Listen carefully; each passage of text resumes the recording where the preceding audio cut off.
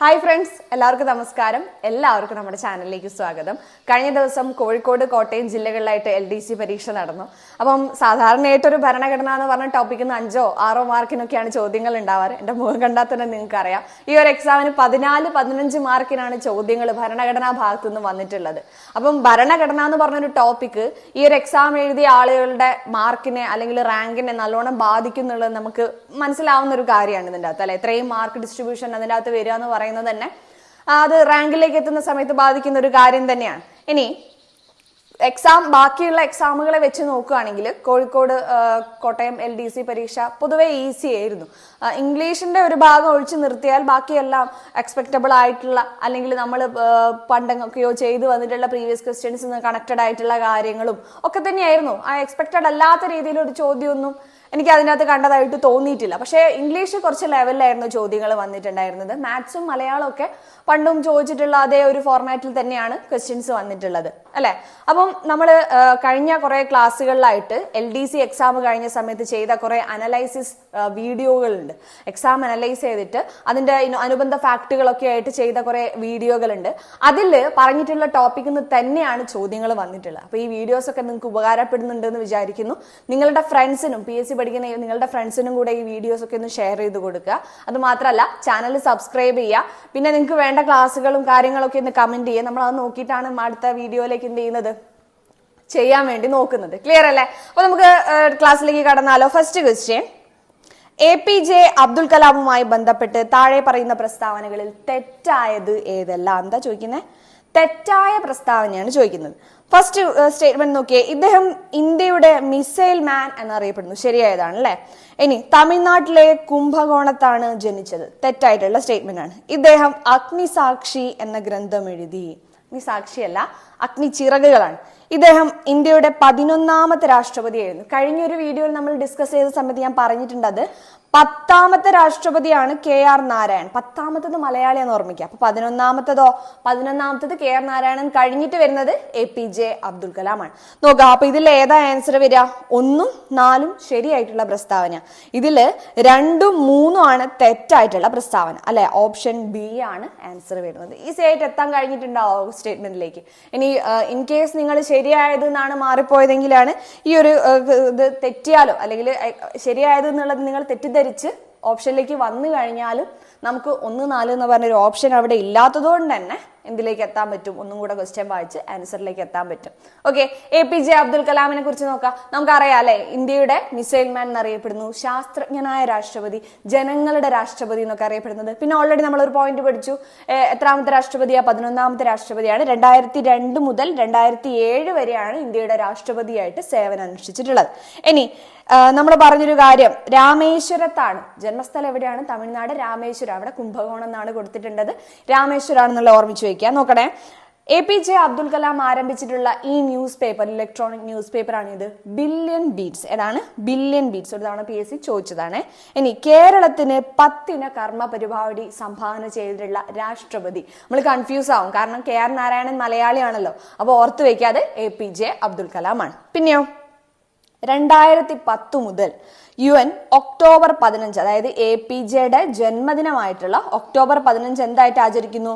ലോക വിദ്യാർത്ഥി ദിനമായിട്ടാണ് ആചരിക്കുന്നത്. അപ്പൊ ലോക വിദ്യാർത്ഥി ദിനം എന്നാണ് ഒക്ടോബർ 15. അത് ആരുടെ ജന്മദിനാണ്? APJയുടെ ജന്മദിനാണ്. ഇനി സ്വിറ്റ്സർലാൻഡ്, APJ സ്വിറ്റ്സർലാൻഡ് സന്ദർശിച്ച ദിനമായ മെയ് 26 സ്വിറ്റ്സർലാൻഡിൽ എന്തായിട്ട് ആചരിക്കുന്നത്? ശാസ്ത്ര ദിനമായിട്ട് ആചരിക്കുന്നത്. APJ സ്വിറ്റ്സർലാൻഡ് സന്ദർശിച്ച മെയ് 26 അവിടെ എന്തായിട്ട് ആചരിക്കുന്നത്? ശാസ്ത്ര ദിനമായിട്ട് ആചരിക്കുന്നത്. ഓർമ്മിച്ചു വെക്കാം. ഇനി സിയാച്ചിൻ ഗ്ലേസിയർ സന്ദർശിച്ച ആദ്യത്തെ രാഷ്ട്രപതിയാണ് ആര്? നമ്മുടെ APJ അബ്ദുൽ കലാം. ഇത് മാത്രമല്ല, വേറെയും കുറെ പോയിന്റുകളുണ്ട്.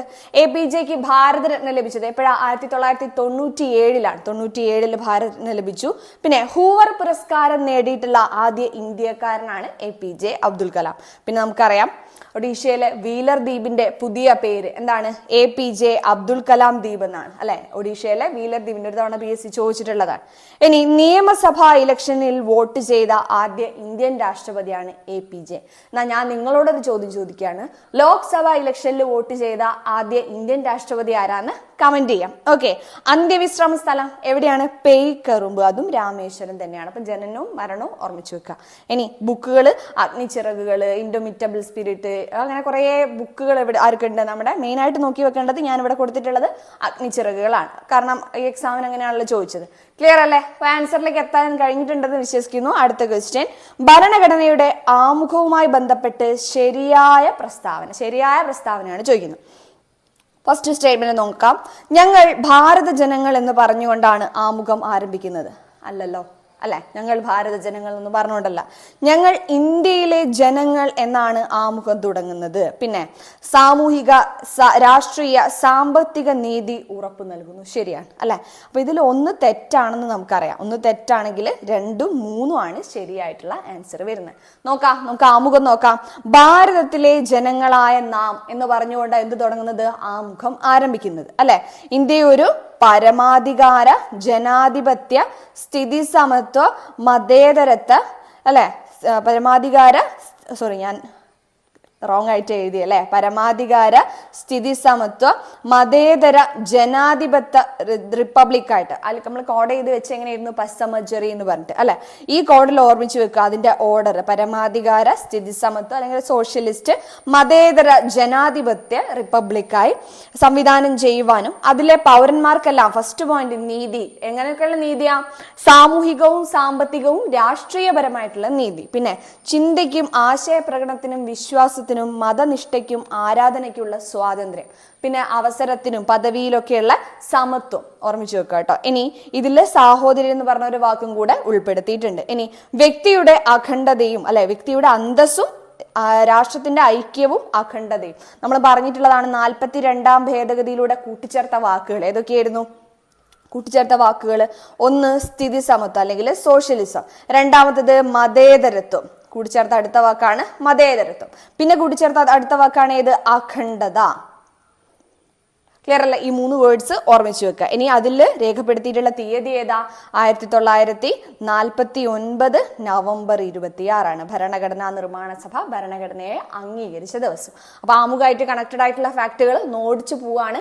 നിങ്ങൾ ഇതുവരെ ആമുഖം പഠിച്ചിട്ടില്ലെങ്കിൽ പഠിച്ചതിന് ശേഷം മാത്രം ഇത് കാണുക. ഇത് നമ്മൾ റിവിഷൻ പോലെയാണ് ചെയ്യുന്നത്. അപ്പൊ എല്ലാവരും ചിലപ്പോൾ നിങ്ങൾ ഇതെന്താ എത്ര സ്പീഡ് പോകുന്നതെന്ന് ചോദിക്കരുത്. കാരണം ഓൾറെഡി പഠിച്ച ആളുകൾക്ക് അടുത്തൊരു എക്സാമിന് നോക്കാൻ വേണ്ടിയിട്ട് നമ്മളിത് ചെയ്യുന്നത്. ക്ലിയർ അല്ലേ? അടുത്ത ക്വസ്റ്റ്യൻ നോക്കാം. ഇന്ത്യൻ ഭരണഘടന കടമെടുത്ത ആശയങ്ങൾ. പറഞ്ഞു മടുത്തില്ലേ? നമുക്ക് കടമെടുത്ത ആശയങ്ങൾ തന്നെ എല്ലാ എക്സാമിനും റിപ്പീറ്റഡ് ആയിട്ട് ചോദ്യങ്ങൾ വരുന്നുണ്ട്. ചോദ്യം ചോദിക്കുന്നതോ സെയിം കടമെടുത്ത ആശയങ്ങളുമാണ്. നോക്കാം. മൗലികാവകാശങ്ങൾ അമേരിക്കയിൽ നിന്നാണ് കടമെടുത്തത്. ശരിയാണ്. നിർദ്ദേശക തത്വങ്ങൾ ഐറിഷ് ഭരണഘടനയിൽ നിന്ന്. ഐറിഷ് ഭരണഘടന എന്ന് പറഞ്ഞാൽ അയർലൻഡിൽ നിന്ന്. നിയമനിർമ്മാണ പ്രക്രിയ കനേഡിയൻ ഭരണഘടനയിൽ നിന്നാണ് കടമെടുത്തത്. അല്ല, എവിടുന്നാണ്? ബ്രിട്ടനിൽ നിന്നാണ്, അല്ലെ? അപ്പൊ 3ാമത്തെ തെറ്റാണ്. 1ഉം 2ഉം മാത്രമാണ് ശരി. കടമെടുത്ത ആശയങ്ങൾ നോക്കിയേ. ബ്രിട്ടൻ എന്തൊക്കെയാ പറയുന്നത്? നിയമവാഴ്ച, കേവല ഭൂരിപക്ഷ വ്യവസ്ഥ, അല്ലെ? ഈ ഒരു സ്ലൈഡ് തന്നെ കാണിച്ച് എനിക്ക് മടുത്തു. എല്ലാ എക്സാം അനലൈസിസിലും നമ്മൾ സെയിം സ്ലൈഡാണ് ഇത് ഉപയോഗിക്കുന്നത്. ഇനി പാർലമെന്ററി ഭരണ സമ്പ്രദായം, സ്പീക്കർ സ്ഥാനവും അദ്ദേഹത്തിന്റെ പദവിയും, നിയമനിർമ്മാണ നടപടിക്രമങ്ങൾ, ഇത്രയും കാര്യങ്ങൾ എവിടെ നടത്തിയ? ബ്രിട്ടൻ. അമേരിക്ക എന്ന മൗലികാവകാശങ്ങള്, നീതിന്യായ പുനരവലോകനം, ജുഡീഷ്യൽ റിവ്യൂ എന്ന് പറഞ്ഞ ആശയം, സ്വതന്ത്ര നീതിന്യായ വ്യവസ്ഥ, ഈ 3 കാര്യങ്ങളാണ് NCERT ടെക്സ്റ്റ് ബുക്കിൽ പറയുന്നത്. നിങ്ങൾ കണ്ടോ? NCERT പറഞ്ഞതേ ചോദിച്ചിട്ടുള്ളൂ, പുറത്തൊന്നും ചോദിച്ചിട്ടില്ല. നിയമനിർമ്മാണ പ്രക്രിയയും പിന്നെന്താ ചോദിച്ചത്? എന്തൊക്കെയായിരുന്നു അതിൻ്റെ അത് വന്ന? മൗലികാവകാശങ്ങളും പിന്നെ അടുത്തൊരു പോയിന്റ് വന്നിട്ടുള്ളത് നിർദ്ദേശക തത്വങ്ങളും. നോക്കിയേ, അയർലാൻഡ് എന്നുള്ളത് ആകെ ഒറ്റ പോയിന്റേ പറയുന്നുള്ളൂ, നിർദ്ദേശക തത്വങ്ങൾ. ഇനി കനേഡിയൻ ഭരണഘടനയെന്ന് അർദ്ധ ഫെഡറൽ ഗവൺമെന്റ്, പിന്നെ അവശിഷ്ടാധികാരങ്ങൾ എവിടെ നിന്ന് എടുക്കുന്നത്? കാനഡയിൽ നിന്നാണ്. ഫ്രാൻസിൽ നിന്നാണ് സ്വാതന്ത്ര്യം, സമത്വം, സാഹോദര്യം എന്ന് പറഞ്ഞ പോയിന്റ്. ക്ലിയർ അല്ലേ? അടുത്ത ക്വസ്റ്റ്യനിലേക്ക് പോവാം. റിട്ടുകളുമായി ബന്ധപ്പെട്ട് ശരിയായ പ്രസ്താവന. റിട്ടുകളാണ് ചോദിച്ചത്. സുപ്രീം കോടതിക്കും ഹൈക്കോടതിക്കും മാത്രമേ റിട്ടുകൾ പുറപ്പെടുവിക്കാനുള്ള അധികാരമുള്ളൂ. ശരിയാണ്, അല്ലെ? റിട്ടധികാരം ഉള്ളത് സുപ്രീം കോടതിക്കും ഹൈക്കോടതിക്കാണ്. അതിൽ കൂടുതൽ റിട്ടധികാരം ആർക്കാന്ന് ചോദിച്ചാലോ? ഹൈക്കോടതിക്കാണ്. ഇനി സുപ്രീം കോടതിക്ക് മാത്രമേ റിട്ടുകൾ പുറപ്പെടുവിക്കാവൂ. തെറ്റാണ്. സുപ്രീം കോടതിക്കും ഹൈക്കോടതിക്കും ജില്ലാ കോടതിക്കും റിട്ടുകൾ പുറപ്പെടുവിക്കാം. അതും തെറ്റാണ്. ഓക്കെ, നിങ്ങൾ വായിക്കുന്ന സമയത്തെ ഒരു വോയിസ് മോഡുലേഷനിൽ വായിച്ചു പോയാൽ നമുക്ക് കാര്യങ്ങളും പെട്ടെന്ന് തന്നെ മനസ്സിലാവും. ഇതിൽ നല്ലോണം നമ്മൾ എന്ത് ചെയ്യണം, പ്രസൻസ് ഓഫ് മൈൻഡിൽ ഈ സാധനത്തിൽ തന്നെ ഉണ്ടാവണം. അത്രയും ശ്രദ്ധ ഉണ്ടായിട്ട് അതിൽ എന്ത് ചെയ്യണം, ഒരു വോയിസ് മോഡുലേഷനിൽ ഇങ്ങനെ വായിച്ചു പോവുക മൈൻഡിൽ. അപ്പം തന്നെ സാധനം നമുക്ക് കിട്ടും. ഇവിടെ ചോദിച്ചെന്താ ശരിയായ പ്രസ്താവന. ഇതിലേതാ ശരിയായ പ്രസ്താവന? ഓപ്ഷൻ ബി, ഒന്ന് മാത്രം. റിട്ടുകളെ കുറിച്ച് SCERT പറഞ്ഞ കാര്യം നോക്കിയേ. മൗലികാവകാശ സംരക്ഷണത്തിനായി 5 തരത്തിലുള്ള റിട്ടുകൾ. എത്ര തരത്തിലുള്ള റിട്ടുകളാ? 5 തരത്തിലുള്ള റിട്ടുകൾ പുറപ്പെടുവിക്കാൻ സുപ്രീം കോടതിക്കും ഹൈക്കോടതിക്കും അധികാരമുണ്ട്.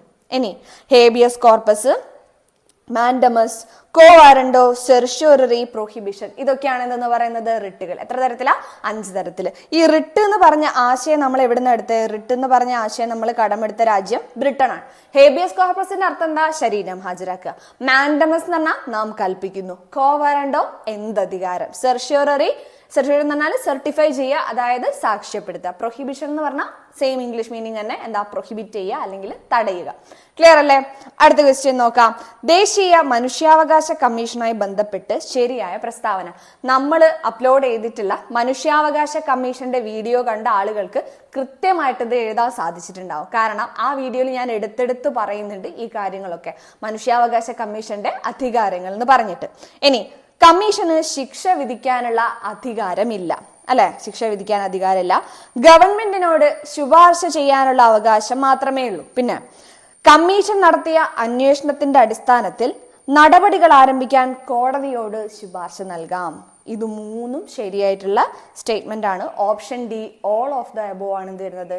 ആൻസർ വരുന്നത്. ഓക്കെ, ശിക്ഷ വിധിക്കാൻ കമ്മീഷൻ അധികാരമില്ല, അല്ലെ? പക്ഷെ എന്ത് ചെയ്യാം? ശിക്ഷകളൊക്കെ ശുപാർശ ചെയ്യുക. ഗവൺമെന്റിനോടും അതേപോലെ തന്നെ കോടതികളോടും ശുപാർശ ചെയ്യാനുള്ള അധികാരം ഉണ്ടെന്നാ പറഞ്ഞു. പിന്നെ മനുഷ്യാവകാശം, നിലവിലെ മനുഷ്യാവകാശ കമ്മീഷനും ചോദിച്ചിട്ടുണ്ടായിരുന്നു. ഞാൻ ഇതിൻ്റെ അകത്ത് ആഡ് ചെയ്തിട്ടില്ല, കാരണം അതിൻ്റെ അകത്ത് ഓൾറെഡി നമ്മൾ ക്ലാസ് എടുത്തിട്ടുള്ളതുകൊണ്ട് ഞാൻ പിന്നെ ഇവിടെ അനലൈസ് ചെയ്യാൻ ഉദ്ദേശിക്കുന്നില്ല. നിങ്ങൾക്ക് മനുഷ്യാവകാശ കമ്മീഷൻ ഇനി എക്സാം വരാൻ പോകുന്ന ആളുകൾക്ക് മനുഷ്യാവകാശ കമ്മീഷൻ എന്ന് പറഞ്ഞ ക്ലാസ് നമ്മൾ ഓൾറെഡി ചെയ്തിട്ടുണ്ട്. അത്യാവശ്യം ഡെപ്ത് തന്നെയാണ് ചെയ്തത്. ഒന്നെടുത്ത് നോക്കി നോക്കാം. ക്ലിയർ അല്ലേ? NCERT പോയിന്റ്സ് മൊത്തം ഞാൻ അതിൽ ഇൻക്ലൂഡ് ചെയ്തിട്ടുണ്ട്. ഓക്കെ, നോക്കാം ഇതുമായിട്ട് ബന്ധപ്പെട്ട NCERT ഭാഗം. മനുഷ്യാവകാശ കമ്മീഷൻ ഏത് ഭരണഘടനയും നൽകുന്ന അവകാശങ്ങൾ പരിശോധിക്കപ്പെടുന്നത് അവ എങ്ങനെ നടപ്പിലാക്കുന്നു എന്നതിലൂടെയാണ്. നിരക്ഷരർ, ദരിദ്രർ തുടങ്ങിയ സമൂഹത്തിലെ പാർശ്വവൽക്കരിക്കപ്പെട്ട എല്ലാ വിഭാഗങ്ങൾക്കും അവരുടെ അവകാശങ്ങൾ വിനിയോഗിക്കാൻ കഴിയണം. സ്വതന്ത്ര സംഘടനകളായ PUCL, എന്താ PUCL? People's union for civil liberty, അല്ലെ? പിന്നെ അടുത്തത് PUDR, people's union for democratic rights. ഇതുപോലെ കുറെ സംഘടനകൾ ഉണ്ടായിരുന്നു. എന്തിനു വേണ്ടിയിട്ടാ? മനുഷ്യാവകാശങ്ങൾ സംരക്ഷിക്കാൻ വേണ്ടിയിട്ട്. അതിനുശേഷമാണ് എന്ത് രൂപീകൃതമായത്? 93 ഗവൺമെന്റ് ദേശീയ മനുഷ്യാവകാശ കമ്മീഷൻ സ്ഥാപിച്ചത്. കമ്മീഷന്റെ അധികാരങ്ങൾ നോക്ക്. സ്വന്തമായി മുൻകൈ എടുത്തോ അല്ലെങ്കിൽ മനുഷ്യാവകാശ ലംഘനത്തിന് ഇരയായ വ്യക്തിയുടെ പരാതിയുടെ അടിസ്ഥാനത്തിലോ അന്വേഷണം നടത്തുക ഒരു ചുമതലയാണ്. പിന്നെ ജയിലുകൾ സന്ദർശിച്ച് അവിടെയുള്ള അന്തേവാസികളുടെ, അല്ലെ, അവരുടെയൊക്കെ അവസ്ഥയെക്കുറിച്ച് പഠിക്കുക. മനുഷ്യാവകാശവുമായി ബന്ധപ്പെട്ട വിഷയങ്ങളിൽ ഗവേഷണം നടത്തുക. പിന്നെ ഇത്തരം കാര്യങ്ങളൊക്കെ പ്രോത്സാഹിക്കുക. അതായത് ഇതുപോലുള്ള കുറെ ഓർഗനൈസേഷൻ ഉണ്ടാവില്ലേ, സംഘടനകൾ, ആ സംഘടനകളെ എന്ത് ചെയ്യുക? ഹെൽപ്പ് ചെയ്യുക. അതൊക്കെയാണ് ആരുടെ ചുമതലകൾ എന്ന് പറയുന്നത്? മനുഷ്യാവകാശ കമ്മീഷന്റെ. ഇവിടെ കമ്മീഷന്റെ കുറെ കാര്യങ്ങളൊക്കെയാണ് പറയുന്നത്. ഒരു എക്സാമ്പിൾ വെച്ചിട്ട് കുറെ കാര്യങ്ങൾ ഇതിൻ്റെ അകത്ത് പറയുന്നുണ്ട്. ജസ്റ്റ് ഒന്ന് വായിച്ചു നോക്കിയാൽ മതി. നമുക്ക് വേണ്ടത് ഈ പോയിന്റാ. കമ്മീഷന് ശിക്ഷിക്കാനുള്ള അധികാരമില്ല. ഫസ്റ്റ് സ്റ്റേറ്റ്മെന്റ്, അല്ലെ? കമ്മീഷൻ നടത്തിയ അന്വേഷണത്തിന്റെ അടിസ്ഥാനത്തിൽ ഗവൺമെന്റ് ശുപാർശകൾ നൽകാനോ അല്ലെങ്കിൽ കോടതികളോട് നടപടിക്രമങ്ങൾ ആരംഭിക്കാൻ ശുപാർശ ചെയ്യാനോ മാത്രമേ അധികാരമുള്ളൂ. 3ാമത്തെ പോയിന്റും 2ാമത്തെ പോയിന്റും ആയി. അപ്പൊ ആ ഒരു പാരഗ്രാഫിലെ ഈ ഒരു കുഞ്ഞു പോർഷനാണെന്ന് വന്നിട്ടുള്ള ക്വസ്റ്റ്യൻ വന്നിട്ടുള്ളത് നമ്മൾ ഓൾറെഡി ചെയ്തിട്ടുണ്ട്. നിങ്ങൾക്ക് ഡീറ്റെയിൽ ആയിട്ടുള്ള വീഡിയോ ഒന്ന് എടുത്ത് കണ്ടു നോക്കാം. ക്ലിയർ ആണല്ലോ? അടുത്ത ക്വസ്റ്റ്യനിലേക്ക് പോവാം. നിർദ്ദേശക തത്വവുമായി ബന്ധപ്പെട്ട് ശരിയായ പ്രസ്താവന ഏത്? നിർദ്ദേശക തത്വങ്ങൾ നീതിയുക്തമാണ്, തെറ്റാണ്, അല്ലെ? ഇതെന്ത് ചെയ്യാൻ പറ്റില്ല? ജസ്റ്റിഫൈ ചെയ്യാൻ പറ്റാത്ത കാര്യമാണ്. ഇനി മൗലികാവകാശങ്ങൾക്ക് പുറമെയുള്ള ചില അവകാശങ്ങളാണിവ, ശരിയാണ്. ഇനി സമൂഹം കൈക്കൊള്ളേണ്ട ചില ഉദ്ദേശ ലക്ഷ്യങ്ങളാണിവ, ശരിയാണ്. ഓക്കെ, ഒന്നുകൂടെ ഞാൻ പറഞ്ഞു തരാം, ഡീറ്റെയിൽ ആയിട്ട് പറഞ്ഞു തരാം. ഇവിടെ നോക്കി, ഇതിൽ ഏതാ ആൻസർ വരിക? ഓപ്ഷൻ എ 2, 3 ആണ് ആൻസർ വരിക. ഇത് കുറെ ആൾക്കാർ ചോദിച്ചിട്ടുണ്ടായിരുന്നു ക്യാൻസൽ ആവുമോ എന്നുള്ളത്. നിങ്ങൾ ഈ ഒരു പോർഷൻ നോക്കുക, നമ്മുടെ NCERT-യിലുള്ളതാണ്. ഈ അധ്യായത്തിൽ പ്രധാനമായ നിർദ്ദേശക തത്വങ്ങളെ സംബന്ധിച്ച് 3 കാര്യങ്ങളാണ് പട്ടികപ്പെടുത്തുന്നത്. 3 കാര്യങ്ങളായിട്ടാണ് നിർദ്ദേശക തത്വങ്ങളെ നമ്മൾ തിരിക്കുന്നത്. ഒന്നാമത്തത്, ഒരു സമൂഹം എന്ന നിലയിൽ നാം സ്വീകരിക്കേണ്ട ഉദ്ദേശ ലക്ഷ്യങ്ങൾ. ഓക്കെ. രണ്ടാമത്തത് മൗലികാവകാശത്തിന് പുറമെ വ്യക്തികൾ അനുഭവിക്കേണ്ടതായിട്ടുള്ള അവകാശങ്ങൾ. മൂന്നാമത്തതോ ഗവൺമെന്റ് കൊണ്ടുവരേണ്ട പോളിസികൾ. അതായത് നമ്മൾ പഠിക്കുന്നുണ്ട് 1928 നെഹ്റു കമ്മിറ്റി റിപ്പോർട്ടിനെ കുറിച്ച്, മോത്തിലാൽ നെഹ്റു അധ്യക്ഷനായിട്ടുള്ള നെഹ്റു കമ്മിറ്റി റിപ്പോർട്ടിനെ കുറിച്ച് നമ്മൾ പഠിക്കുന്നുണ്ട്. മൗലികാവകാശങ്ങളെ കുറിച്ചുള്ള പട്ടിക തയ്യാറാക്കിയതും പിന്നെ മൗലികാവകാശങ്ങൾ അനുവദിക്കണമെന്ന ആവശ്യം ആദ്യമായിട്ട് ഉന്നയിച്ചതും ജനങ്ങളുടെ അവകാശങ്ങൾ പിന്നെ ഇതാക്കുന്നതിനായിട്ട് ബ്രിട്ടീഷുകാരെ അറിയിക്കുന്നതിനായിട്ട് ആദ്യമായി പ്രമേയം അവതരിപ്പിച്ച വ്യക്തി എന്നൊക്കെ ചോദിച്ചാൽ നമ്മളെ ക്വസ്റ്റ്യൻ വന്നിട്ടുള്ളതാണ് അല്ലെ. മോത്തിലാൽ നെഹ്റു ആണ് ആൻസർ വരുന്നത്. അപ്പൊ ഈ നെഹ്റു കമ്മിറ്റി റിപ്പോർട്ടിൽ തയ്യാറാക്കിയ അവകാശങ്ങളുടെ ആ ഒരു ലിസ്റ്റിനെ 1945 ഏതാ വർഷം 1945 സപ്രു കമ്മിറ്റി, തേജ് ബഹദൂർ സപ്രു കമ്മിറ്റി രണ്ടായിട്ട് ഡിവൈഡ് ചെയ്തു. എങ്ങനെ രണ്ടായിട്ട് ഡിവൈഡ് ചെയ്യുന്നത്? ന്യായീകരിക്കാൻ കഴിയുന്നവ പിന്നെ ന്യായീകരിക്കാൻ കഴിയാത്തവ, നോൺ ജസ്റ്റീഷ്യബിളും ജസ്റ്റീഷ്യബിളും ആയിട്ട്. ന്യായീകരിക്കാൻ കഴിയുന്ന അവകാശങ്ങൾ, ന്യായീകരിക്കാൻ കഴിയാത്ത അവകാശങ്ങൾ എന്ന് പറഞ്ഞ് രണ്ടായിട്ട് ഡിവൈഡ് ചെയ്തു ഈ അവകാശങ്ങളെ മൊത്തം. ഒന്നുകൂടെ പറയാം. 1928 മോത്തിലാൽ നെഹ്റു അധ്യക്ഷനായിട്ടുള്ള നെഹ്റു കമ്മിറ്റി തയ്യാറാക്കിയ റിപ്പോർട്ടിനെ ഈ 1945 റിപ്പോർട്ടിലെ അവകാശങ്ങളെ 1945 തേജ് ബഹദൂർ സപ്രു കമ്മിറ്റി രണ്ടായിട്ട് ഡിവൈഡ് ചെയ്തു. എങ്ങനെയാണ് രണ്ടായിട്ട് ഡിവൈഡ് ചെയ്ത്? ന്യായീകരിക്കാൻ കഴിയുന്ന അവകാശങ്ങളും ന്യായീകരിക്കാൻ കഴിയാത്ത അവകാശങ്ങൾ. എന്നിട്ട് ന്യായീകരിക്കാൻ കഴിയുന്ന അവകാശങ്ങളെയാണ് ഭാഗം 3 ഉൾപ്പെടുത്തിയത്. ന്യായീകരിക്കാൻ കഴിയാത്ത അവകാശങ്ങളെയോ ഉൾപ്പെടുത്തിയതില്ല ഭാഗം 4 നിർദ്ദേശക തത്വങ്ങളായിട്ട്. മനസ്സിലായില്ലേ? ഇപ്പൊ തുല്യ ജോലിക്ക് തുല്യ വേതനം കിട്ടേണ്ട അവകാശമല്ലേ അല്ലെ? പക്ഷെ അത് മൗലികാവകാശമാണോ? അല്ല. അതെവിടെ ഉൾപ്പെടുത്തിയ? നിർദ്ദേശക തത്വങ്ങളിലാണ്. ഓക്കെ. പിന്നെ നിർദ്ദേശങ്ങൾ പറയുന്ന ഒരു കാര്യമാണ് അന്താരാഷ്ട്ര സമാധാനം. ഇത് ഗവൺമെന്റ് മാത്രം കൊണ്ടുവന്നുകൊണ്ട് സമാധാനം നടപ്പിലാക്കാൻ പറ്റുമോ? ഇല്ല. ആരും കൂടെ വിചാരിക്കണം, ജനങ്ങളും കൂടെ. അപ്പൊ ഒരു സമൂഹം എന്ന നിലയിൽ നാം സ്വീകരിക്കേണ്ട ലക്ഷ്യങ്ങളുണ്ട്. എന്തൊക്കെയാ അപ്പം നിർദ്ദേശക തത്വത്തിലുള്ളത്? ലക്ഷ്യങ്ങളുണ്ട്, മൗലികാവകാശത്തിന് പുറമെയുള്ള ന്യായീകരിക്കാൻ കഴിയാത്ത അവകാശങ്ങളുണ്ട്, പിന്നെ ഗവൺമെന്റ് കൊണ്ടുവരേണ്ട പോളിസികളുണ്ട്. എന്തൊക്കെയാ ഉള്ളത്? ലക്ഷ്യങ്ങളുണ്ട്, പിന്നെ ന്യായീകരിക്കാൻ കഴിയാത്ത അവകാശങ്ങളുണ്ട്, നയങ്ങളുണ്ട്. ലക്ഷ്യങ്ങൾ ഉൾപ്പെടുന്നതാണ് ജനക്ഷേമം, പിന്നെ സാമൂഹിക സാമ്പത്തിക രാഷ്ട്രീയ നീതി, ജീവിത നിലവാരം മെച്ചപ്പെടുത്തൽ, വിഭവങ്ങളുടെ തുല്യ വിതരണം, ഞാൻ നേരത്തെ പറഞ്ഞ അന്താരാഷ്ട്ര സമാധാനം. ഇതൊക്കെ നമ്മൾ എല്ലാവരും കൂടെ ഒരുമിച്ച് വിചാരിച്ചാൽ നടക്കുന്ന കാര്യമാണ്. ഗവൺമെന്റ് ഒറ്റയ്ക്ക് വിചാരിച്ചാൽ നടക്കുന്ന കാര്യമല്ല അല്ലെ. അപ്പൊ സമൂഹം മൊത്തം വിചാരിച്ച് നടക്കുന്ന കാര്യമാണിത്. അതുകൊണ്ടാണ് നമ്മൾ ഇന്ന് വിളിക്കുന്നത് സമൂഹം എന്ന നിലയിൽ നാം എല്ലാം സ്വീകരിക്കേണ്ട ലക്ഷ്യങ്ങളാണ് ഇവിടെ പറയുന്നത്. ന്യായവാദർഹമല്ലാത്ത അവകാശങ്ങൾ വരുന്ന എന്തൊക്കെയാ? മതിയായ ഉപജീവന മാർഗം അല്ലെ, പിന്നെ തുല്യ ജോലിക്ക് തുല്യ വേതനം, സാമ്പത്തിക ചൂഷണത്തിനെതിരായുള്ള അവകാശം, റൈറ്റ് ടു വർക്ക് അതായത് തൊഴിലിനുള്ള അവകാശം, 6 വയസ്സിന് താഴെയുള്ള കുട്ടികളുടെ വിദ്യാഭ്യാസത്തിനുള്ള അവകാശം. ഇതൊക്കെ എന്താ? ന്യായവാദർഹമല്ലാത്ത അവകാശങ്ങളാണ്. ഇനി നയങ്ങൾ, ഗവൺമെന്റ് കൊണ്ടുവരേണ്ട കാര്യങ്ങൾ എന്താ? ഏകീകൃത സിവിൽ കോഡ്, പഞ്ചായത്തുകളുടെ രൂപീകരണം, മദ്യനിരോധനം, ഇതൊക്കെ ഗവൺമെന്റ് കൊണ്ടുവരേണ്ടത്. നമ്മൾ മാത്രം കൊണ്ടുവന്നിട്ട് കാര്യമുണ്ടോ? ഇല്ല. നമ്മളല്ല ചെയ്യേണ്ടത്, ഗവൺമെന്റ് കൊണ്ടുവരേണ്ടതാ. ഏകീകൃത സിവിൽ കോഡ്, മദ്യനിരോധനം, പിന്നെ കുടിൽ വ്യവസായങ്ങൾ പരിപോഷിപ്പിക്കുക, പിന്നെ ഗോവധ നിരോധനം, ഗ്രാമപഞ്ചായത്തുകൾ രൂപീകരിക്കുക, ഇതൊക്കെ ആര് നടപ്പിലാക്കേണ്ടതാ? ഗവൺമെന്റ് നടപ്പിലാക്കേണ്ട കാര്യങ്ങൾ. അപ്പൊ നിർദ്ദേശക തത്വങ്ങളെ എങ്ങനെയൊക്കെയാണ് തിരിച്ചിട്ടുള്ളത്?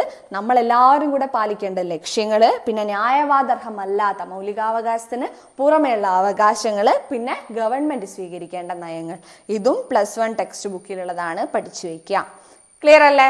അടുത്ത ക്വസ്റ്റ്യൻ നോക്കാം. ചുവടെ ചേർക്കുന്നവയിൽ നിർദ്ദേശക തത്വത്തിൽ ഉൾപ്പെടുന്ന പ്രസ്താവന ഏത്? ഏക പൗരത്വ നിയമം കണ്ടപ്പോൾ തന്നെ നമ്മൾ സ്റ്റക്ക് ആയിട്ടുണ്ടാവും അല്ലെ. അന്തർദേശീയ സമാധാനം അത് ഉൾപ്പെടുന്നതാണ്. ഇന്ത്യയുടെ അഖണ്ഡത ഊട്ടിയുറപ്പിക്കുക. ആ ടൈമിലായിരിക്കും നമ്മൾ ഇതിനെപ്പറ്റി എന്ത് ചെയ്തിട്ടുണ്ടാവുക? ഒന്ന് ചിന്തിച്ചിട്ടുണ്ടാവുക അല്ലെ. ഇതിൽ ഞാൻ പറയുന്നതിന് ആൻസർ ഉണ്ടാവാൻ പ്രൊവിഷണൽ ആൻസർ കീഴിൽ ചിലപ്പോൾ ആൻസർ കൊടുത്തേക്കാം. കാരണം ഈ കാര്യം അവർ ഏകീകൃത സിവിൽ കോഡാണ് ഉദ്ദേശിക്കുന്നതെങ്കിൽ അവർ 1, 2 എന്നും പറഞ്ഞ ആൻസർ കൊടുത്തേക്കാം. ചിലപ്പോൾ ഓപ്ഷൻ സി കൊടുത്തേക്കാം. പക്ഷെ ഫൈനൽ ആൻസർ കീ നിങ്ങൾ ചാലഞ്ച് ചെയ്യുകയാണെങ്കിൽ ഇത് ഡിലീഷൻ വരാൻ ചാൻസ് ഉള്ള ഒരു ക്വസ്റ്റ്യൻ ആണ് ഈ ക്വസ്റ്റ്യൻ എന്ന് പറയുന്നത്. കാരണം ഇതിന് ഒരു കൃത്യമായിട്ട് ഒരു ക്ലാരിഫിക്കേഷൻ വന്നിട്ടില്ല ക്വസ്റ്റ്യൻ. ക്ലിയർ അല്ലേ? അടുത്ത ക്വസ്റ്റ്യനിലേക്ക് പോവാം. ഉപരാഷ്ട്രപതിയുമായി ബന്ധപ്പെട്ട് ശരിയായ പ്രസ്താവന. ഉപരാഷ്ട്രപതിനെ പറഞ്ഞ് എനിക്കും കേട്ടും നിങ്ങൾക്കും ഈ അനലൈസിന്റെ ക്ലാസ്സിലും അടുത്തിട്ടുണ്ടാവും.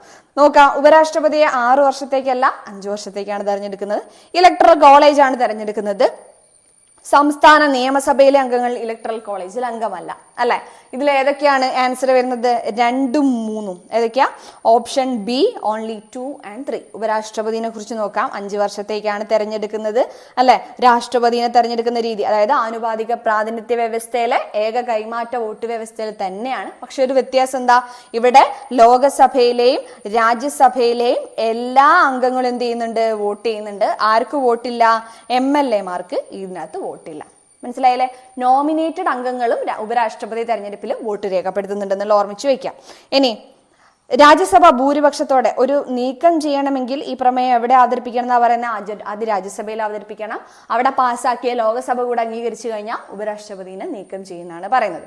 ക്ലിയർ അല്ലേ? ഉപരാഷ്ട്രപതിയുടെ മെയിൻ ചുമതലകൾ എന്തൊക്കെയാ? ഒന്നാമത്തത് രാജ്യസഭയുടെ എക്സ് ഒഫീഷ്യോ ചെയർമാനായിട്ട് പ്രവർത്തിക്കാം. പിന്നെ രാഷ്ട്രപതിയുടെ അഭാവത്തിൽ എന്ത് ചെയ്യുക? രാഷ്ട്രപതിയുടെ അഭാവത്തിൽ എന്ന് പറയുമ്പോൾ രാഷ്ട്രപതി മരണപ്പെടുവോ അല്ലെങ്കിൽ നീക്കം ചെയ്യപ്പെടുവോ അല്ലെങ്കിൽ രാജിവെക്കുകയോ ചെയ്യുന്ന സിറ്റുവേഷനിലൊക്കെ രാഷ്ട്രപതി സ്ഥാനം സ്വീകരിച്ചിട്ട് ആക്ടിംഗ് പ്രസിഡന്റ് ആയിട്ടിരിക്കുന്ന ആരാണ്? ഉപരാഷ്ട്രപതിയാണ്. ക്ലിയർ അല്ലേ? അടുത്ത ക്വസ്റ്റ്യനിലേക്ക് പോവാം. കോടതികളുമായി ബന്ധപ്പെട്ട് ശരിയായ പ്രസ്താവന, ശരിയായ സ്റ്റേറ്റ്മെന്റ് ആണ് ചോദിക്കുന്നത്. ഭരണഘടനയുടെ സംരക്ഷകൻ എന്നറിയപ്പെടുന്നത് സുപ്രീം കോടതിയാണ്. ശരിയാണ്.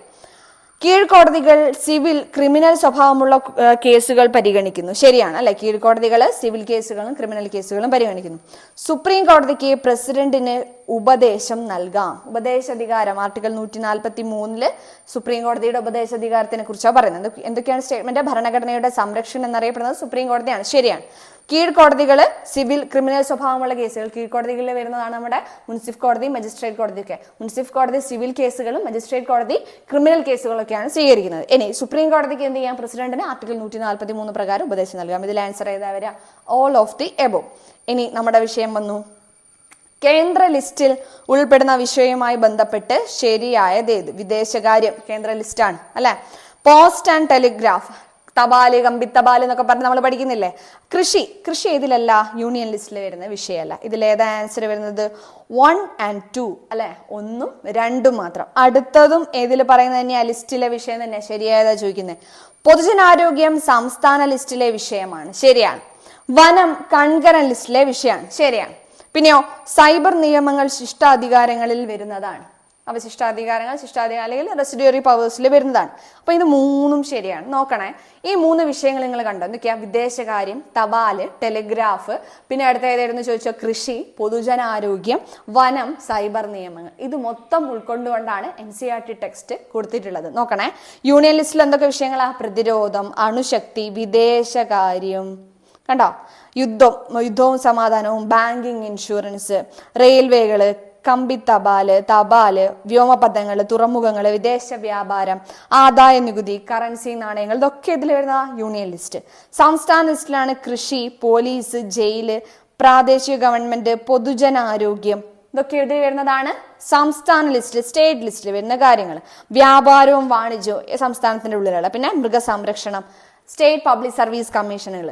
ഇനി കൺകറന്റ് ലിസ്റ്റിലോ വിദ്യാഭ്യാസം എപ്പോഴും ചോദിക്കാറുള്ള ഒരു കാര്യമാണ്. പിന്നെ കൃഷിഭൂമി ഒഴികെയുള്ള സ്വത്തിന്റെ കൈമാറ്റം, വനങ്ങള്, തൊഴിലാളി സംഘടനകൾ എപ്പോഴും ചോദിക്കാറുള്ളത്, ലേബർ അസോസിയേഷൻസ്, മായം ചേർക്കൽ, വിവാഹമോചനം, ദത്തെടുക്കൽ, പിന്തുടർച്ചാവകാശം, ഇതൊക്കെ ഉൾപ്പെടുന്ന ഏതിലാ? കൺകറന്റ് ലിസ്റ്റിലാണ്. ഓക്കെ, ഇനി ഇവിടെ നോക്കിയേ. അടുത്ത നമ്മളോട് ഇവിടെ അവശിഷ്ടാധികാരങ്ങളുടെ കാര്യം പറഞ്ഞേ. അവശിഷ്ടാധികാരങ്ങളിൽ മെയിനായിട്ട് വരുന്ന ഏതാണ്? സൈബർ നിയമങ്ങളാണ്. നോക്കി വെക്കുക കേട്ടോ, സൈബർ നിയമങ്ങളാണ്. അപ്പൊ union list, state list, concurrent list, ഇത് കൃത്യമായിട്ട് നോക്കി വെക്കുക. എക്സാമിന് വരാൻ ചാൻസ് ഉള്ളത് ഈ ഒരു ഭാഗത്ത് നിന്ന്. നിങ്ങൾ ഇതുവരെ ലിസ്റ്റ് പഠിച്ചില്ല എന്ന് വെച്ചോ, ഇതുവരെ നിങ്ങൾ ലിസ്റ്റ് നോക്കിയിട്ടില്ല, ഇനി വരാൻ പോകുന്ന LDC പരീക്ഷകൾ നിങ്ങൾ എഴുതാൻ പോകുന്നുണ്ടെങ്കിൽ ഈ കാര്യങ്ങളെങ്കിലും പഠിച്ചിട്ട് പോവുക. ഇതിൽ നിന്നാണ് അധിക ചോദ്യങ്ങൾ വരുന്നത്. ഓക്കെ, അടുത്ത ക്വസ്റ്റ്യൻ. ചുവടെ ചേർക്കുന്നതിൽ ശരിയായ പ്രസ്താവന ഏത്? അധികവും ശരിയായത് തന്നെയാണ് ചോദിച്ചല്ലേ. 73ാം ഭേദഗതിയെ ചെറുഭരണഘടന എന്നറിയപ്പെടുന്നു. ശരിയാണ്. 74ാം ഭേദഗതിയിലൂടെ നഗരപാലിക സമ്പ്രദായം കൊണ്ടുവന്നു. 73ാം ഭേദഗതി ചെറുഭരണഘടന അറിയപ്പെടുന്നു. തെറ്റാണ്. പിന്നെ 74ാം ഭേദഗതിയിലൂടെ നഗരപാലിക സമ്പ്രദായം കൊണ്ടുവന്നു. ശരിയാണ്. അനുച്ഛേദം 32 പ്രകാരം സുപ്രീം കോടതിക്ക് റിട്ട് പുറപ്പെടുവിക്കാനുള്ള അധികാരമുണ്ട്. ഓക്കെ, 226 പ്രകാരം ഹൈക്കോടതി റിട്ട് പുറപ്പെടുവിക്കും. ഇതിൽ ഏതാ ശരിയായിട്ടുള്ള ആൻസർ വരുന്നത്? 2ഉം 3ഉം ആണ് അല്ലെ? ഓപ്ഷൻ A 2 and 3 ആണ് ആൻസർ ആയിട്ട് വരുന്നത്. ഓക്കെ, ചെറു ഭരണഘടന എന്നറിയപ്പെടുന്ന ഭേദഗതി ഏതാ? 42ാം ഭേദഗതിയാണ്. 42ാം ഭേദഗതി പാസ്സാക്കിയത് വർഷം 1976 നോക്കി വെക്കുക കേട്ടോ. അടുത്ത ക്വസ്റ്റ്യൻ. കേരള വനിതാ കമ്മീഷനുമായിട്ട് ബന്ധപ്പെട്ട് ശരിയായ പ്രസ്താവന. കേരള വനിതാ കമ്മീഷനുമായിട്ട് ബന്ധപ്പെട്ട് ചെയർപേഴ്സൺ ശ്രീമതി സതീദേവിയാണ്. സ്ത്രീകൾക്ക് ക്ഷേമവും സുരക്ഷിതത്വവും ഉറപ്പു നൽകാനാണ് കമ്മീഷൻ രൂപീകൃതമായത്. ശരിയാണ്. കമ്മീഷന് ശിക്ഷാ നടപടികൾ സ്വീകരിക്കാനുള്ള അധികാരമുണ്ട്. ഇല്ല, ശിക്ഷാ നടപടികൾ സ്വീകരിക്കാനുള്ള അധികാരമല്ല, അതിന് ശുപാർശ നൽകുകയൊക്കെ ചെയ്യും. അപ്പൊ ഇതിലേതാ ആൻസർ വരുന്നത്? 1ഉം 2ഉം ആണ്. ഓപ്ഷൻ സി 1ഉം 2ഉം ആണ് ആൻസർ വരുന്നത്. ദേശീയ വനിതാ കമ്മീഷൻ ഓൾറെഡി നമ്മൾ വീഡിയോ ആയിട്ട് ചെയ്തിട്ടുണ്ട്, ജസ്റ്റ് ഒന്ന് വാച്ച് ചെയ്യുക. നമുക്കിനി സംസ്ഥാനത്തിലുള്ള വിവരാവകാശം, മനുഷ്യാവകാശം, വനിതാ കമ്മീഷൻ ഒരുമിച്ചൊരു വീഡിയോ ആയിട്ട് ചെയ്യേണ്ടതുണ്ട്. ഓക്കെ അല്ലേ? അടുത്ത നോക്കാം. കേരള സംസ്ഥാന തിരഞ്ഞെടുപ്പ് കമ്മീഷനുമായിട്ട് ബന്ധപ്പെട്ട് ശരിയായ പ്രസ്താവന. എ ഷാജഹാനാണ് സംസ്ഥാന തിരഞ്ഞെടുപ്പ് കമ്മീഷണർ. ശരിയാണ് അല്ലെ? നിയമസഭാ തെരഞ്ഞെടുപ്പ് നടത്തുക എന്നതാണ് പ്രധാന ധർമ്മം. അല്ല, സംസ്ഥാന തെരഞ്ഞെടുപ്പ് കമ്മീഷൻ രൂപീകരിച്ചതിന് എന്തിനു വേണ്ടിയിട്ടാ? തദ്ദേശ സ്വയംഭരണ സ്ഥാപനങ്ങളിൽ ഇലക്ഷൻ നടത്താൻ വേണ്ടിയിട്ടാ അല്ലെ? തദ്ദേശ സ്വയംഭരണ സ്ഥാപനങ്ങളിലേക്ക് തിരഞ്ഞെടുപ്പ് നടത്തുക, ഇതാണ് മെയിൻ ആയിട്ടുള്ള ധർമ്മം. ഇപ്പൊ 73, 74 ഭേദഗതിക്ക് ശേഷമാണ് എന്ത് വരുന്നത്? ഈ സംസ്ഥാന തെരഞ്ഞെടുപ്പ് കമ്മീഷൻ വരുന്നു എന്നുള്ള ഓർമ്മിച്ചു വെക്കുക. അപ്പൊ ഇതിൽ ഏതാ ആൻസർ? 1ഉം 3ഉം ആണ്. ഓപ്ഷൻ സി 1ഉം 3ഉം ആണ് ആൻസർ വരുന്നത്. അതായത് രാഷ്ട്രപതി തെരഞ്ഞെടുപ്പ്, ഉപരാഷ്ട്രപതി തെരഞ്ഞെടുപ്പ്, രാജ്യസഭ, ലോകസഭ, പാർലമെന്റ് തെരഞ്ഞെടുപ്പ്, നിയമസഭകളിലേക്കുള്ള തെരഞ്ഞെടുപ്പ്, ഇതൊക്കെ നടത്തുന്നത് കേന്ദ്ര തെരഞ്ഞെടുപ്പ് കമ്മീഷനാണ്. സംസ്ഥാന തെരഞ്ഞെടുപ്പ് കമ്മീഷൻ ഒരേ ഒരു ഡ്യൂട്ടിയുള്ളൂ, എന്താണ്? തദ്ദേശ സ്വയംഭരണ സ്ഥാപനങ്ങൾ, അതായത് പഞ്ചായത്ത്, മുനിസിപ്പാലിറ്റി, ഇതിലേക്കൊക്കെയുള്ള തിരഞ്ഞെടുപ്പ് നടത്തുക. ഓക്കെ അല്ലേ? അടുത്തത് മൗലിക കർത്തവ്യങ്ങളുമായി ബന്ധപ്പെട്ട് ശരിയായ പ്രസ്താവന. 11 മൗലിക കർത്തവ്യങ്ങളാണ്. നിലവിൽ വന്നപ്പോൾ 10 ആയിരുന്നു. പിന്നീട് 86 ഭേദഗതിയിലൂടെ വിദ്യാഭ്യാസത്തിനുള്ള കടമയും കൂടെ കൂട്ടിച്ചേർത്തു അല്ലെ? അനുച്ഛേദം 51A കർത്തവ്യങ്ങൾ ഉൾപ്പെടുന്നത്. ശരിയാണ്. ഭാഗം 4A കർത്തവ്യങ്ങൾ ഉൾക്കൊള്ളിച്ചിരിക്കുന്നത്. ഏത് ഭേദഗതിയിലൂടെയാ? 42 ഭേദഗതിയിലൂടെ. ശുപാർശ ചെയ്ത കമ്മിറ്റി ഏതായിരുന്നു? സ്വരൺ സിംഗ് കമ്മിറ്റിയാണ് അല്ലെ? നിലവിൽ 11 കടമകൾ, അത് നിലവിൽ 42 ഭേദഗതിയിൽ ഉൾപ്പെടുത്തിയത് 10 കടമകളാണ്. അപ്പൊ ഇതിലെ ഓൾ ഓഫ് ദ അബോവ് ആണ് ആൻസർ വരുന്നത്. മൗലിക കടമയെന്ന് നോക്കാം. 1976 42ാമത്തെ ഭരണഘടനാ ഭേദഗതി പാസ്സാക്കപ്പെട്ടു. മറ്റു വിഷയങ്ങളോടുകൂടെ പൗരന്മാരുടെ മൗലിക ചുമതലകൾ ഉൾക്കൊള്ളുന്ന ഒരു പട്ടിക. അതേതിലാ? ഭാഗം 4A ഭാഗം 4A ആർട്ടിക്കിൾ 51A കൂട്ടിച്ചേർക്കപ്പെട്ടത്. ഓർമ്മിച്ചു വെക്കുക. ആകെ 10 ചുമതലകൾ, അതായത് കൂട്ടിച്ചേർത്തത് 10 എണ്ണമാണ്. നിലവിൽ എത്ര ഉണ്ട്? 11 എണ്ണം ഉണ്ട്. ഓക്കെ. എന്നിരുന്നാലും ഈ ചുമതലകൾ നടപ്പിലാക്കുന്നതുമായി ബന്ധപ്പെട്ട് ഭരണഘടന മൗനം പാലിക്കുന്നു. ഇവിടെ ചുമതലകൾ എന്തൊക്കെയാണെന്നാണ് പറയുന്നത്. ഇനി ഈ സ്റ്റേറ്റ്മെന്റ് നോക്കാം. അവകാശങ്ങൾ അനുഭവിക്കണമെങ്കിൽ ചുമതലകൾ നിർവഹിക്കണമെന്ന് യാതൊരു നിബന്ധനയും ഭരണഘടനയിലില്ല. ഈ മൗലിക ചുമതലകൾ എന്ന് പറഞ്ഞ കാര്യം എന്തല്ല? ന്യായവാദർഹമല്ല. ഇനി മൗലിക കർത്തവ്യങ്ങളുടെ കൂട്ടിച്ചേർക്കൽ വഴി മൗലികാവകാശങ്ങളുടെ പദവിക്ക് യാതൊരു മാറ്റവും സംഭവിച്ചിട്ടില്ല. ഇത് +1 ടെക്സ്റ്റ് ആണ്. NCERT ഭാഗത്തു നിന്നുള്ളതാണ്. നമ്മൾ ഓൾറെഡി ക്ലാസ് ചെയ്തിട്ടുള്ളതാണ്. ഓക്കെ. മൗലിക കർത്തവ്യങ്ങൾ കൂട്ടിച്ചേർത്തു എന്ന് വെച്ചിട്ട് മൗലികാവകാശങ്ങൾക്ക് എന്തെങ്കിലും മാറ്റം സംഭവിച്ചിട്ടുണ്ടോ? ഇല്ല അല്ലെ? അടുത്ത ക്വസ്റ്റ്യൻ. നമ്മളെ ക്വസ്റ്റ്യൻസ് കഴിഞ്ഞിട്ടുണ്ട്. അപ്പൊ ഇത്രയും ഭാഗങ്ങളാണ് നമ്മൾ ഈ ക്ലാസ്സിൽ നോക്കിയിട്ടുള്ളത്. അപ്പം നിങ്ങൾക്ക് കാര്യങ്ങളെല്ലാം മനസ്സിലായിട്ടുണ്ടെന്ന് വിചാരിക്കുന്നു. നമ്മൾ ഓൾറെഡി റിപ്പീറ്റഡ് ആയിട്ട് കുറേ ക്വസ്റ്റ്യൻസ് നമ്മൾ ചെയ്തിട്ടുണ്ട്. ഉപരാഷ്ട്രപതി എന്ന് പറഞ്ഞ ഏരിയ, ലിസ്റ്റുകൾ എന്ന് പറഞ്ഞ ഏരിയ, മൗലിക കർത്തവ്യങ്ങൾ എന്ന് പറഞ്ഞ ഏരിയ, ഇതൊക്കെ റിപ്പീറ്റഡ് ആയിട്ട് ചോദിക്കുന്ന ക്വസ്റ്റ്യൻസ് ആണ്. അപ്പോൾ ഓൾറെഡി നമ്മൾ ചെയ്ത് വെച്ചിട്ടുള്ള കുറേ വീഡിയോസ് തന്നെയാണ് റിപ്പീറ്റഡ് ആയിട്ട് ചോദ്യങ്ങൾ വരുന്നത്. നിങ്ങൾ ആ വീഡിയോസ് ഒക്കെ എന്ത് ചെയ്യുക? ഒന്ന് റെഫർ ചെയ്യുക. നിങ്ങൾക്ക് ഇമ്പോർട്ടൻ്റ് ആയിട്ട് നിങ്ങൾക്ക് കിട്ടേണ്ട പോയിന്റ്സ് ചിലപ്പോൾ അതിൻ്റെ അകത്ത് ഉണ്ടാവും. കാരണം NCERT കൂടെ ഇൻക്ലൂഡ് ചെയ്തിട്ടാണ് ഓരോ വീഡിയോ നമ്മൾ ചെയ്യുന്നത്. അപ്പം അടുത്തൊരു വീഡിയോയിൽ പുതിയൊരു ടോപ്പിക്കായിട്ട് കാണാം. Thank you.